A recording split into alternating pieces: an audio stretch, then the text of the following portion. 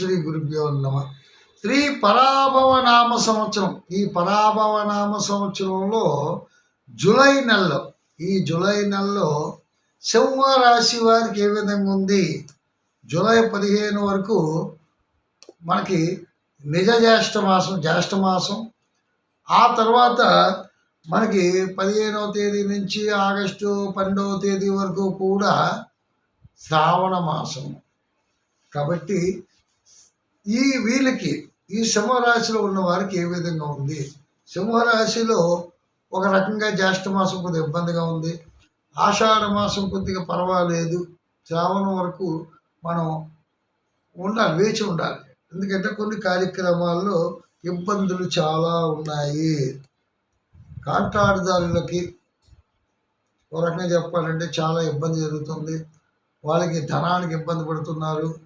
రావాల్సినటువంటి ధనము రాక, చేయవలసిన దానికి రుణభారం పెరిగిపోయి చాలా ఇబ్బంది పడతాయి. అంటే ఇటువంటి ఇబ్బంది కాదు, బిల్లులు ఆలస్యంగా వసూలు ఉంటా. చూడండి ఎంత కష్టపడితే బిల్లులు రావాలి. మరి గవర్నమెంట్లోనే ఉన్నటువంటి బిల్లులు చిక్కడిపోతే మరి వీళ్ళ పరిస్థితి ఎలా ఉంటుంది? అలాగే ఈ రాశిలో ఉద్యోగంలో ఉన్న వారికి స్థల మార్పులు ఉంటాయి.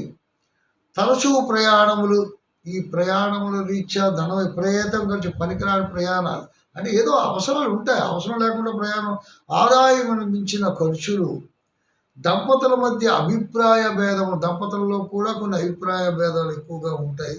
మాట పట్టింపులు, అంతవరకు ప్రేమగా ఉన్నటువంటి దంపతులు మరి మాట పట్టింపులు, ఆ పట్టింపుల వల్ల ఆరోగ్యం సరిగ్గా లేకపోవుట, అభిప్రాయ భేదముల వల్ల కొన్ని ఇబ్బందులు కలుగుట.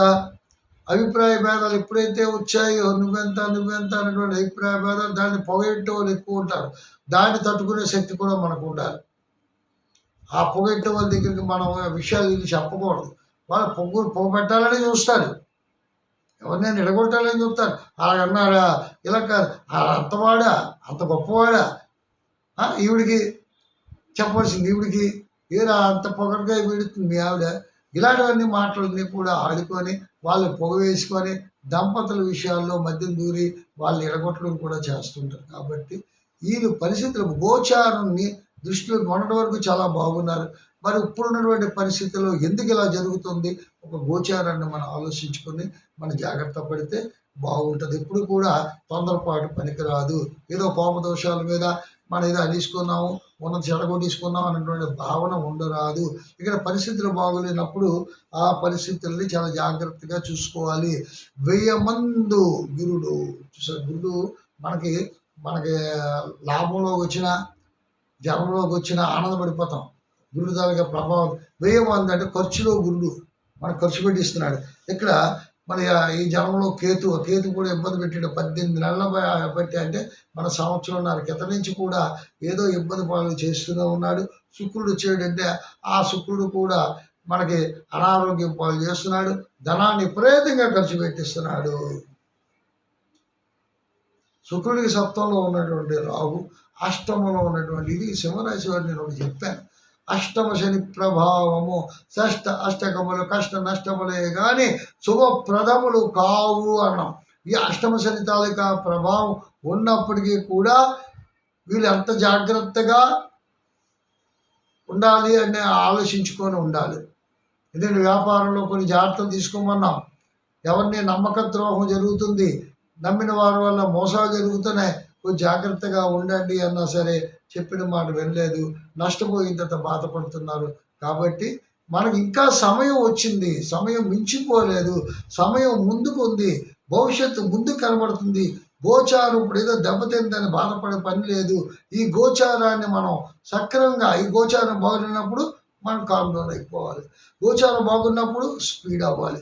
అలాగనేసి ఇవన్నీ నమ్మకాలు ఉన్నాయా, ఇవన్నీ నమ్మకాలు లేవా, ఇవన్నిటి మీద మూఢ విశ్వాసాలు, మూఢ నమ్మకాలు ఉన్నటువంటి అపోహలు మీరు తుడిచిపెట్టుకొని నమ్మకంతో దైవాన్ని నమ్ముకొని మీ ప్రవర్తనని కరెక్ట్గా శుద్ధి చేసుకొని జాగ్రత్త పడితే, జాగ్రత్త భయం నాస్తి అని, జాగ్రత్తగా ఉన్నవాడికి ఎటువంటి భయం లేదన్నారు. కాబట్టి జాగ్రత్త వహించి ఏదైనా నడుచుకోవడం చాలా మంచిది. విద్యార్థులారా మీరు ఓవర్ కాన్ఫిడెన్స్గా వెళ్ళకండి. మీ విద్యలో మీకు బలం ఉంది. ఎందుకంటే మీకు సింహరాశిలో ఉన్నటువంటి వారికి పట్టుదల ఎక్కువ. మంచి విద్యను అభ్యసిస్తారు. మెడిసిన్లో కూడా మంచి ప్రాముఖ్యత పొందుతారు. ఇంజనీరింగ్ కూడా డెవలప్మెంట్ కూడా అవుతారు. విద్యార్థులకు మంచి భవిష్యత్తు ఉంది. కొద్దిగా మెమరీ లాస్ అవుతుందని మీరు కొద్దిగా ఆవేదన పడుతున్నారు. మెమరీ లాస్ అవ్వదు. జాగ్రత్త తీసుకొని చేయండి. అలాగే నిరుద్యోగులకి ఎక్కువ ఊరట కలగాలి.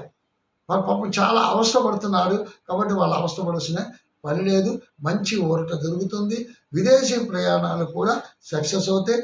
కాబట్టి మీరేం చెయ్యాలి అంటే స్థిరవారం మీరు ఒక్కటే ఎప్పుడైనా సరే కేతువు బాగోపోయినా, రాహు బాగోపోయినా, శని అష్టమ శరణ శనివారం పూట స్వామిని శ్రీ వెంకటేశ్వర స్వామిని ఆరాధన చెయ్యండి.